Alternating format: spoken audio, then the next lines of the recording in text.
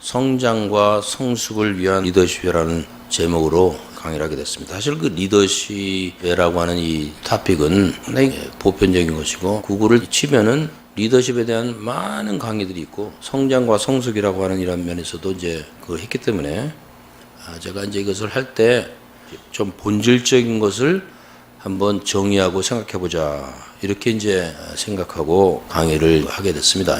이게 이제 제 소개고 저는 톨리드 대학의 경영대학 교수로 있고 글로벌 서플라이 체인 매니지먼트라고 해서 한 개인과 또 조직과 국가가 자기 자신의 역량뿐 아니라 그 네트워크의 역량으로 어떻게 더 큰 가치를 실현하고 구현할 수 있는가 그거를 연구하는 것이 제 것이고 제가 이제 여러 면에서 네트워크 역량이라고 하는 것은 사실은 어떻게 보면 단순한 관념이지만은 이것이 리더십을 비롯해서 그 정치, 경제, 거시적이고 미시적이고 굉장히 관계가 있기 때문에 여러 책도 글로벌 기업들에 대한 책들 또 국제 정세에 대한 거에서 넓은 면에서 강의를 하게 됐습니다.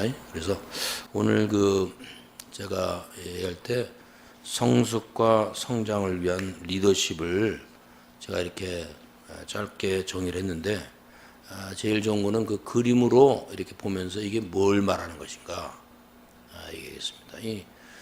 이제 이거를 제일 마지막 결과로 보면은 이 리더십의 역할과 구조라고 하면은 리더십은 결국은 복된 오늘과 이제 그 바람직한 미래, 자신과 그 공동체, 그게 가족이든지 조직이든지 이제 교회든지 또 나라든지 복된 오늘과 바람직한 미래를 이제 위해서 하는 것이고 그것은 지속적인 이제 가치 창조라고 하는 사람들이 귀하게 여기는 그 가치 창조와 그 공유를 위해서 하는 것이고 그것을 이제 이루는 것이 바로 리더십의 역할이라고 할 수 있는데 리더십은 이 자기의 정체성에 기초한 자신이 누구라고 하는 정체성에 기초한 이제 그 리더로서의 정체성이죠. 이 가정에서는 이제 자기 부모로서의 리더십이 있고 이 조직에서는 조직의 리더로서의 리더 있고 어느 가운데 자기의 그 정체성에 기초한 그 마음 자세와 이제 일상 해결을 이제 리더십의 가장 그 중요한 요소로 보고 있고 그 리더십이라고 하는 것은 결국 무엇을 이루는 것이냐 성장 외적인 growth and enlargement 외적인 성장 이제 커져가는 그 스케일이 커져가는 그 외적인 성장과 또 내적으로 깊어지고 이제 참 내적인 이 풍요함을 이룬 그 내적인 성숙을 통해서 이제 이러한 이루어진다 이렇게 이제 말하고 싶습니다. 이거에 대해서는 이제 조금씩 더 자세히 이제 얘기하도록 하겠습니다. 저는 이제 한국에서 태어나서 25년을 이제 지냈고 한국의 그 역사와 한국의 그 정서, 문화 이것이 이제 그렇기 때문에 25년을 제가 살았기 때문에 그 한국인으로서의 이 기본적인 그 정체성이 있고 또 제가 이 대학 시절에 어떤 사명인으로서의 삶을 부름을 받았습니다. 제가 이제 1977년도에 이제 미국으로 떠났는데 제가 이제 기억이 나는 것은 70년대만 하더라도 1960년 후나 70년대가 이제 학교 다닐 그때만 하더라도 이제 외국인들이 이제 오게 되면은 이런 질문을 했습니다. 당신이 한국에서 이제 본 것 중에서 가장 인상이 남는 게 무엇입니까? 이제 이렇게 물어보면은 대부분의 외국인들이 이제 뭐 말을 바로 하지 않고 이렇게 뭐 하늘을 이렇게 보다가 참 한국의 푸른 하늘이 참 너무나 아름답습니다. 인상적입니다. 그런 얘기를 이제 많이 했습니다. 근데 그게 한두 명이 하는 게 아니고 그 많은 사람이 한국의 푸른 하늘이 참 아름답다. 그래서 저는 그 저의 그 어린 마음에 어떻게 생각하냐면 이 한국에만 푸른 하늘이 있는 줄 알았어요. 근데 나중에 이제 제가 이제 미국에 와서 이 어틀란타 조지아 공항에 딱 내려보니까 아예 이게 하늘이 파란 거예요. 야, 이게 한국에만 파란 하늘이 있는데 이게 도대체 어떻게 된 건가? 그때 이제 그 순간에 왜 많은 외국인들이 그 한국의 파란 하늘을 얘기했을까? 그것은 그 당시 60년대, 70년 초반만 하더라도 그 외국인이 와서 이 한국을 볼 때 별로 그 말할 것이 없는 그러한 것이 아니었는가 그런 생각을 했습니다. 그런 가운데 제가 이제 미국에서 참 40년 이상을 살게 되는데 그 가운데 한국도 굉장히 많이 변했고 그 위상이 굉장히 높아졌으며 또 제가 40년 이상 미국을 살기 때문에 미국적인 그 자유와 책임 또 미국의 갈등 그래서 미국의 이 시민권자로서 미국에 대한 책임 미국의 이 책임적인 역할과 또 미국에 나아갈 그 방향이라든지 그런 거에 대해서 이제 생각을 많이 하게 되고요. 그래서 이제 제가 어디 인도를 간다든지 어느 나라에 가면은 미국인으로서 미국에 대한 얘기를 해야 되고 또 미국에서는 이제 코리안 아메리칸으로서 그 한국에 대한 얘기를 할 기회가 이제 많이 있었던 것입니다. 제가 그 리더십에 대한 관심을 이제 갖게 된 것은 어떤 면에서 저희 그 성장 과정과도 관계가 있습니다. 저희 그 부모님, 특별히 아버님은 참 능력이 많으시고 이제 머리도 좋고 또 교육도 많이 받으신 분이고 굉장히 선하신 분입니다. 그러나 이제 일제 시대를 건너서 6.25를 거친 그런 그 세대로서 참 하고 싶은 일을 다 할 수도 없고 또 참 여러 가지 그 제약 가운데서 참 이 마음은 선하지만 자신의 꿈을 이렇게 잘 펴지도 못하고 어떤 면에서 한많은 그 삶을 사시다가 이제 간 그런 그런 분이었습니다.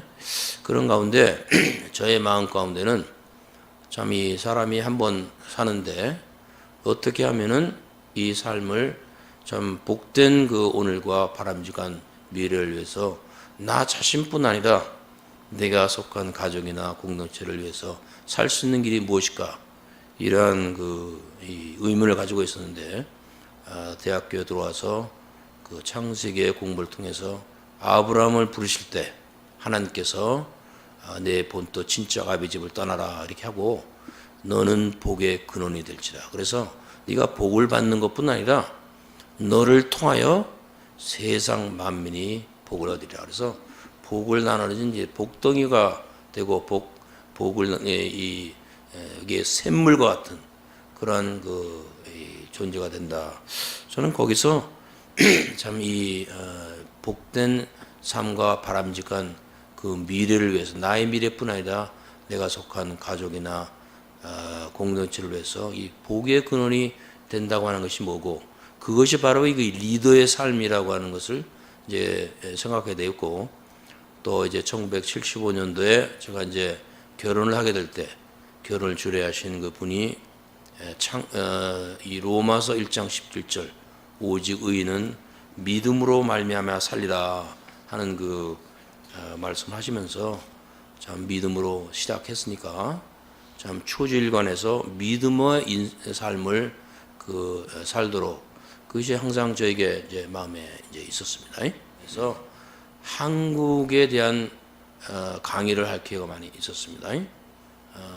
그러나 이제 2016년 이후에 한국 사태가 이제 그 신문이나 이런 미디어에 자꾸 나오기 때문에 도대체 한국이라는 나라가 어떤 나라며 어디로 이제 가고 있는가.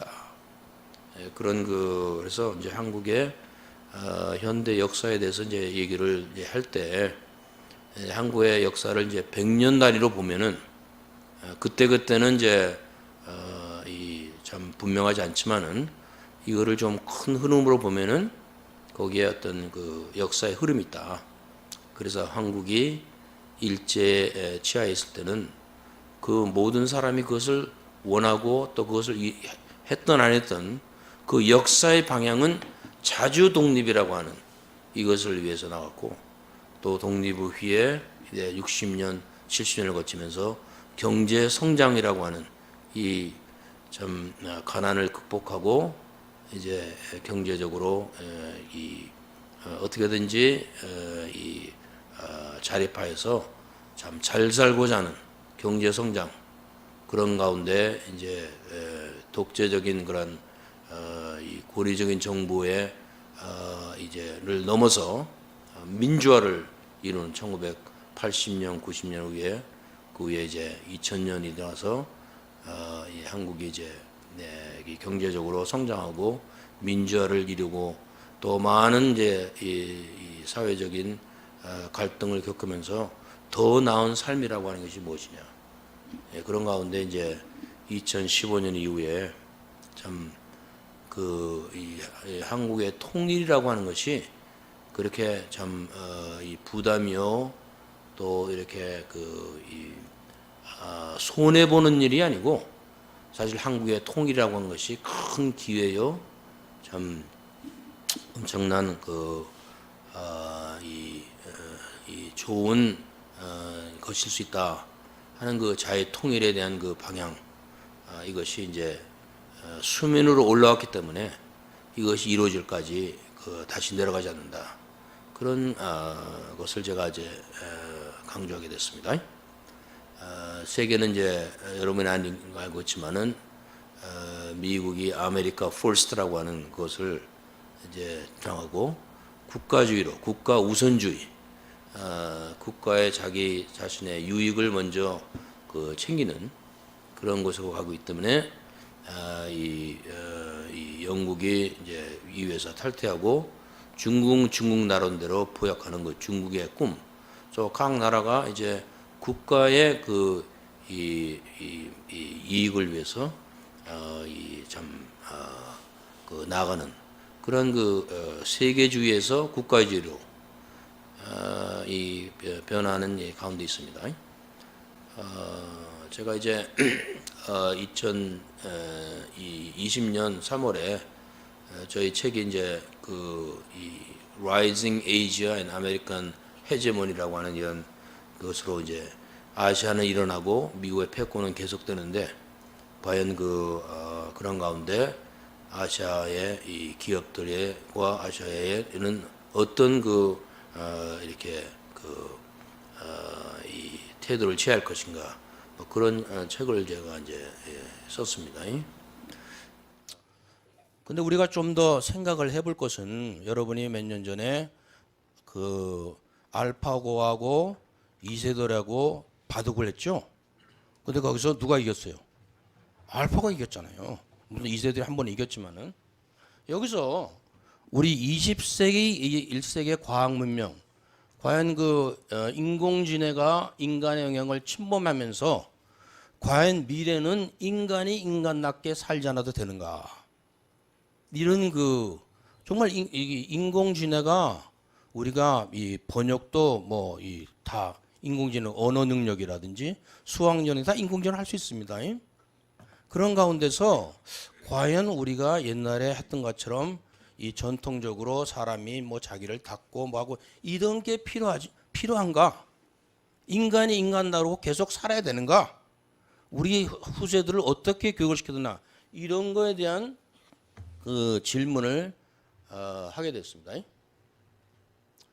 그런데 저는 이런 질문을 얘기할 때 제가 책도 보고 유튜브도 보면은 여러 가지 얘기를 많이 하는데 삶과 인간의 본질을 알면서 얘기를 해야 됩니다. 첫째는 인간은 인간의 굴레를 벗어날 수 없습니다. 그게 뭐냐? 생로병사. 반드시 나면 늙어지고, 늙어지면 병들고, 병들면 죽는 이 죄로 인한 사망의 이 굴레는 인공지능이 있다고 해서 없어지겠어요? 생명을 연장할 수 있지만, 그리고 인간의 구원, 복음을 통한 회개, 용서, 구원, 새로운 삶, 이것은 계속됩니다.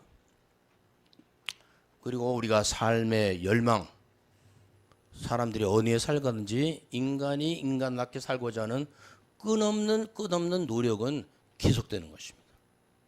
이 상 가운데 저는 확신하게 할 수 있는 것은 복음을 통한 구원을 이루고 성장과 성숙을 추구하는 삶이 나아갈 길이다.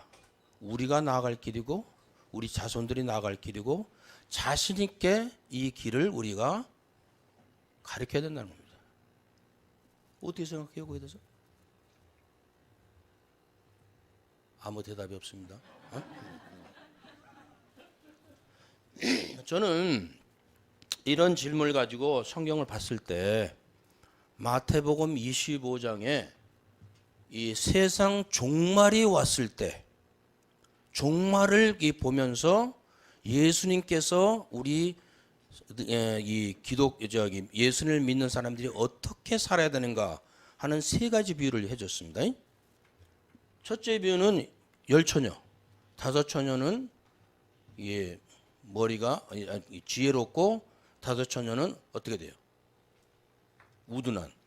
거기서 제일 중요한 것은 깨어있는 삶을 살아야 된다는 겁니다.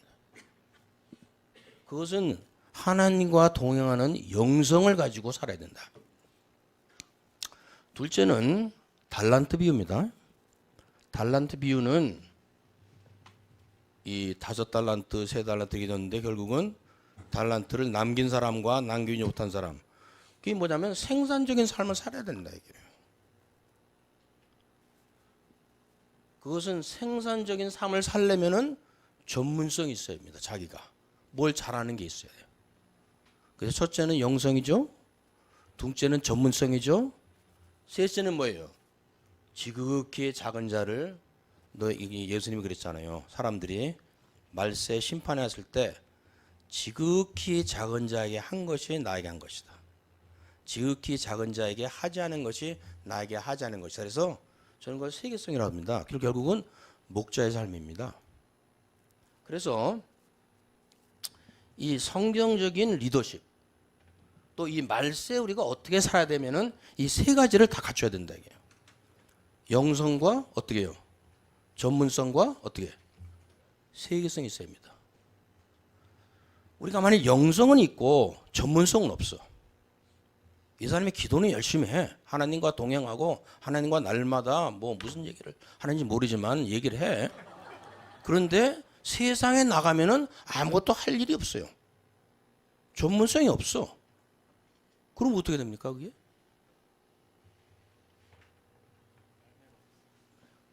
둘째로 전문성은 있는데 영성은 없어. 이 사람이 돈은 잘 벌 수 있는 엄청난 능력은 있는데 하나님은 몰라. 영성은 없어. 그런 인생의 삶이 참 바람직한 것입니까? 또 이 사람이 전문성은 있는데 세계성은 없어요. 자기 혼자 그냥 그 집에 모든 그것은 다 갖고 있는데 사람에 대한 아무런 배려가 없어요. 우리 그런 사람들 많이 봅니다. 또 세계성은 있는데 영성은 없어. 그러면 그냥 좋은 마음으로 이 자선사까지 하려고 그러다가 지쳐버리는 거예요. 여러분이 정말 우리가 이 세상을 말세를 살 때는 어떻게 살아야 한다고? 영성이 있어야 되고 그 다음에 뭐예요? 전문성이 있어야 되고 그 다음에 이 세 가지가 반드시 같이 가야 되는 거예요? 따로따로 노는 거예요? 저는 여기에서 우리가 앞으로 이 말세를 어떻게 살아야 되는가 하는 질문에 대한 답을 얻었습니다. 제가 이제 이 얘기는 내일 만에 종말이 온다면 세상의 끝이요. 내일 하루밖에 못 산다고 할 때 여러분은 무슨 짓을 하겠어요? 제가 이제 어떤 리서치하는 워크숍에서 이 말을 했습니다. 만일 세상의 종말이 내일 온다면은 당신은 그때도 리서치를 하겠습니까? 그랬어. 그랬더니 한 분이 이제 세계 유수한 경영대학에 나온 사람인데 제 이전에 막 강의를 할 때 뭐 탑 5가 되고 그러려면 어떻게 뭐 연구를 하되면 막 얘기를 하더니 내일 종말이 온다면 너 연구하겠냐 그랬더니 자기 연구 다 때려치우겠대. 그러면 연구 때려치우면 뭐 할 거냐? 뭐 할지는 모르지만 연구는 안 하겠대. 우리 김희상 목사님은 내일 종말이 오면은 뭘 하겠어요? 인생 끝이요, 내일이요.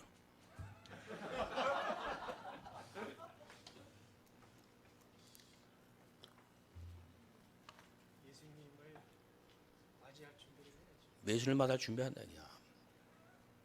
사실 이 질문은 어떤 사람이 그 샌프란시스에게 물어봤습니다. 샌프란시스가 이제 정원에서 이제 이 풀을 뽑고 있는데 이 사람이 물어봐가지고 성자님 내일 만일 인생의 종말이 온다면은 성자님은 뭘 하시겠습니까? 그랬거든. 그랬더니 그 사람이 하는 말은 나는 계속 풀을 뽑고 있겠다. 그 말은 뭐냐면은 우리가 세상의 종말이 온다고 하더라도 우리가 하는 루틴 계속 우리가 하고 있는 그거를 계속 하다가 인생의 마지막을 맞이하면 되는 거예요.